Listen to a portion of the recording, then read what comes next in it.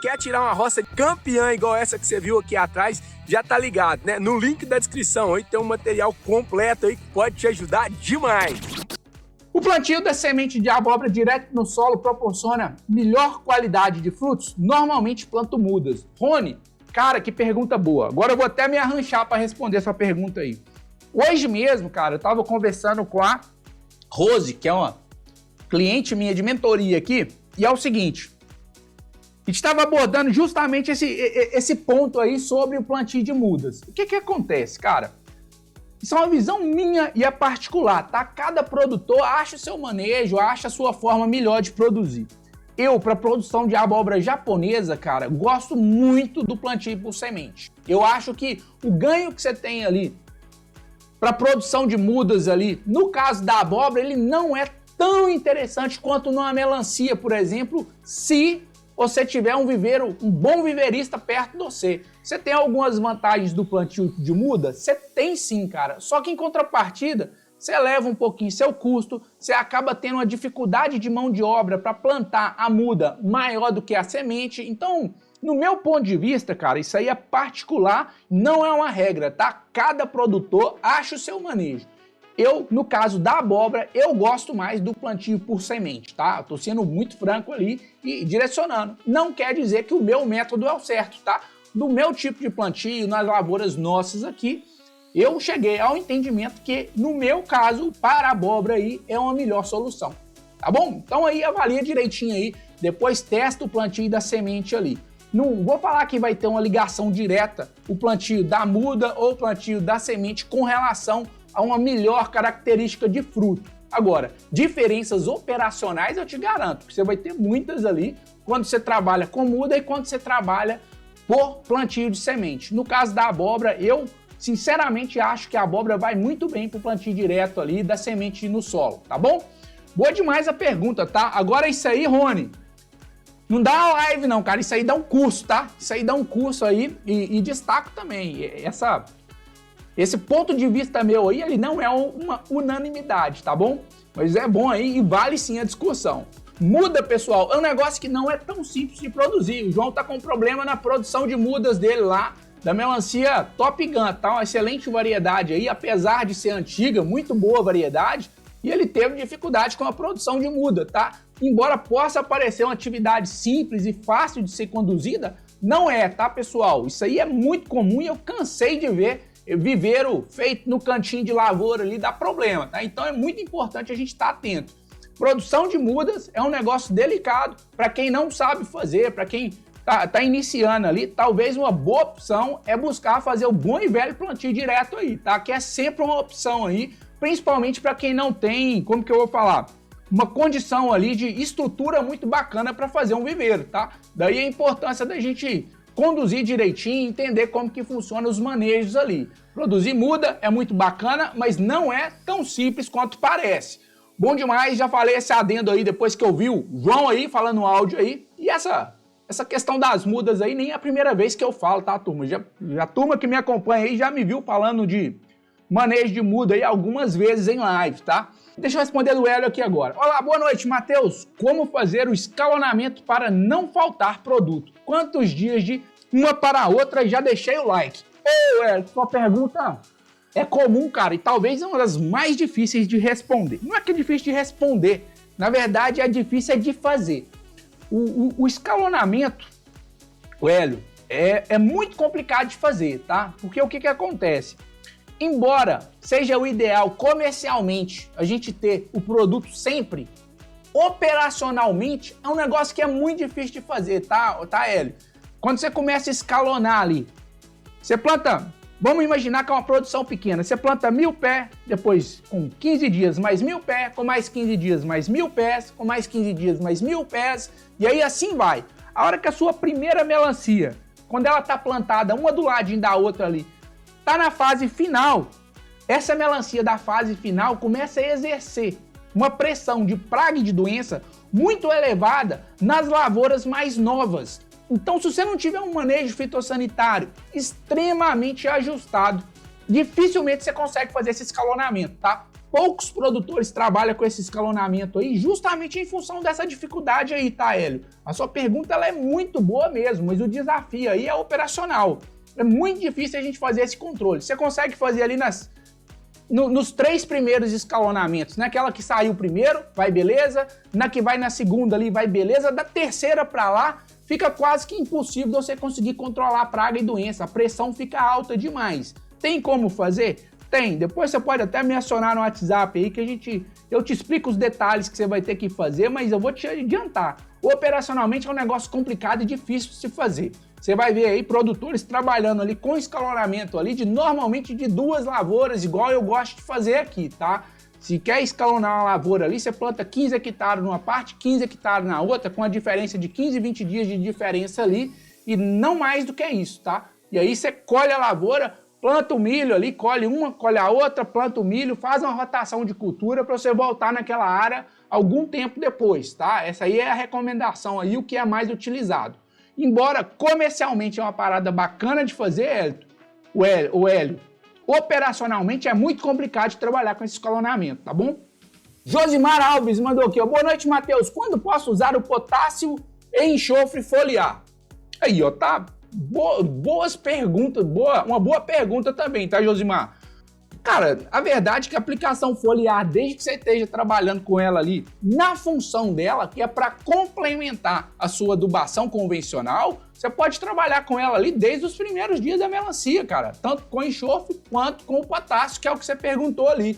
Mas é importante destacar o seguinte, não coloca a sua adubação foliar para substituir a sua adubação convencional. Esse que é o detalhe e o ponto de atenção, que tem que ficar muito claro. Adubação foliar, vou falar mais uma vez e vou ser redundante porque eu já disse isso na live de hoje. A adubação foliar, ela complementa a adubação convencional. Então, se a sua pergunta é quando que você pode utilizar esses 2 produtos aí como adubação foliar, desde o início. Desde que você esteja fazendo a sua adubação convencional no capricho, beleza? Aí sim, vai funcionar bem. Aqui no canal a gente fala de agricultura profissional, numa linguagem simples e descomplicada, bem a nossa cara aí, literalmente de produtor para produtor. Mas chega mais, não confunde tatu com cobra não, tá, meu amigo? Porque é o seguinte, embora a forma da gente falar seja simples e descomplicada, o conteúdo aqui é profissional e é técnico de verdade. O Marcelo mandou aqui também. Boa noite, Matheus. Minhas abóboras estão sempre aparecendo oídio no final do plantio. Se usar cal ajuda no combate do mesmo? Ô Marcelo, pergunta boa, tá, cara? Vamos lá. Se você tá tendo problema de forma recorrente aí no final da lavoura, você pode estar tendo algum problema com relação ao seu manejo fitossanitário, tá? Isso é até interessante que tem alguns vídeos no canal, Marcelo, que eu abordo esse assunto, cara. A fase final é justamente a fase que você vai ter uma pressão de praga e de doença mais pesada na lavoura. É bem óbvio, tá? É uma questão biológica mesmo. A planta é um ser vivo igualzinho a gente. Quanto mais ela vai envelhecendo ali, mais suscetível ao ataque de praga e de doença ela fica. Igualzinho o corpo humano. Vai ficando mais velhinha ali. A capacidade que a gente tem para poder dar resposta contra patógenos, ela vai diminuindo. Então, o que é a estratégia aí? Quando a gente vai entrando na fase final do manejo ali, é importante a gente intensificar o manejo fitossanitário ali ou até mesmo iniciar a utilização de alguns produtos ali que vão ser mais rigorosos com a entrada tanto das pragas quanto das doenças, tá bom? Por isso até que se você avaliar nos nossos programas do mapa, cara, você vai ver o seguinte, na fase final das culturas ali, você já vê uma aplicação mais acentuada de triazóis, que são fungicidas bem específicos para o controle desse tipo de doença aí, como o oídio, que é o grupo que a gente chama ali, o grupo das manchas foliares, tá? Dentro dos fungicidas, dentro do grupo dos fungos ali, os triazóis é um dos fungicidas que combatem melhor esse tipo de problema, tá? Então, se mantenha atento aí com relação ao programa fitossanitário que você está trabalhando ali e verificar a eficiência dos produtos que você está usando aí. Não só dos produtos, obviamente, como o intervalo de aplicação, as dosagens. Tem que fazer um estudo um pouquinho mais minucioso no programa que você está trabalhando aí para entender por que você não está conseguindo controlar, tá bom? Mas é importante destacar também que nessa fase realmente é onde a pressão de praga e de doença aumenta mais, tá bom? Boa demais a pergunta aí. Valeu, Marcelo! Bora lá, deixa eu ver aqui, ó. O Diego mandou aqui, ó. A formulação não sei, amigo. Porém, sou marinheiro de primeira viagem. Isso aí, Diego. Procura, quanto mais você estudar, menos você vai errar na sua lavoura. E quanto menos você erra, mais você atinge produtividade. Quem atinge produtividade, tá, Diego? Invariavelmente pega a rentabilidade ali quando tudo dá certinho ali. Lavoura, HF, de modo geral, tem as loterias, tem as dificuldades aí, né, de preço, mas o que está na nossa mão é justamente tentar buscar o máximo de produtividade, porque preço não está na nossa mão. Já visto o preço de abóbora aí, tá, pessoal?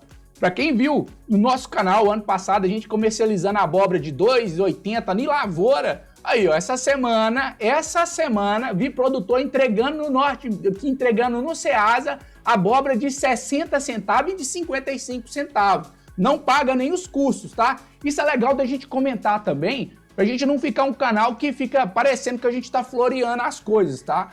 O mercado de HF, ele não tem brincadeira. Assim como acontece na melancia, acontece na abóbora, tem esses períodos, tá? A produção de abóbora japonesa, para quem tá tirando, colhendo agora, tá um mercado muito ruim e difícil, inclusive, de pagar as contas se não tiver uma produtividade muito alta, tá bom?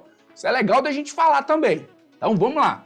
Pessoal, deixa o like pra mim aí que me ajuda demais, tá? Bora lá, estamos com 40 pessoas aí. Deixa o like aí, turma, que não custa nada.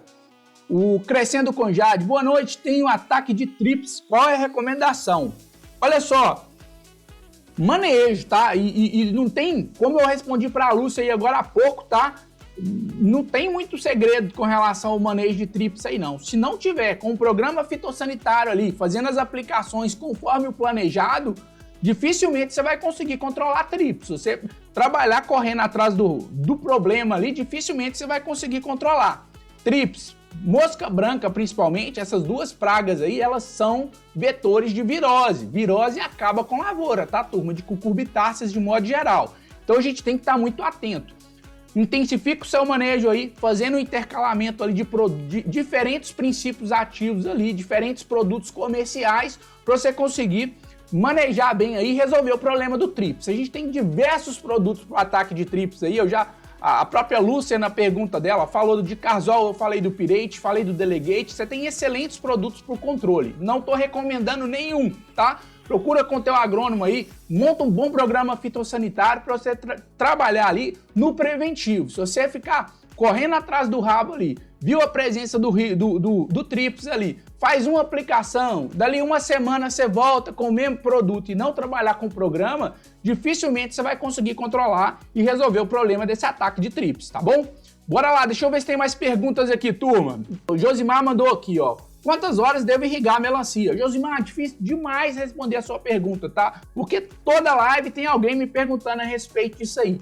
Não existe uma regra, porque eu não conheço as suas condições locais aí. Não sei se você tem um solo arenoso, não sei se está muito calor na sua área, não sei como o seu solo retém umidade nele, eu não sei como que está dimensionado o seu sistema de irrigação. Então é muito difícil da gente falar. Cada área, cada lavoura se comporta de uma maneira conforme a quantidade de água que a gente coloca. A dica que eu dou sempre ali, ó, é para estar atento à planta, tá? A planta, se nas horas mais quentes do dia ela tá murchando demais, provavelmente está tendo uma falta de água. Se nas horas mais quentes ela dá uma leve murchadinha ali, mas comporta bem entre o horário de meio-dia até umas 3, 4 horas da tarde ali, possivelmente você está colocando água em quantidades ideais, tá? Agora, não deixa de fazer o teste da massinha também, que contribui muito. Além de avaliar as condições físicas da planta ali, se ela não está murchando demais, faz ali um bolinho de terra na mão ali e amassa ele. Se tiver escorrendo água pelos dedos, água demais já. Se tiver formando um bolinho consistente na mão, bacana, quantidade ideal de água. Se esse bolinho estiver esfarelando na mão, a hora que você abre ele assim, ó, provavelmente o solo tá seco demais. Então, isso aí são algumas dicas aí para você acertar o seu manejo aí, tá bom, Josimar? Excelente a pergunta. Edivan tá na área também. Valeu, Edivan, tá sempre acompanhando a gente aí, né? Bom demais. Quer tirar uma roça campeã igual essa que você viu aqui atrás? Já tá ligado, né? No link da descrição aí tem um material completo aí que pode te ajudar demais. Se esse vídeo te ajudou de algum modo aí, considere se inscrever e ativar o sininho de notificação para receber muito mais dica igual essa aí. Porque o canal aqui, se você não percebeu até agora, tem conteúdo de verdade. Um abraço, até semana que vem. Fui!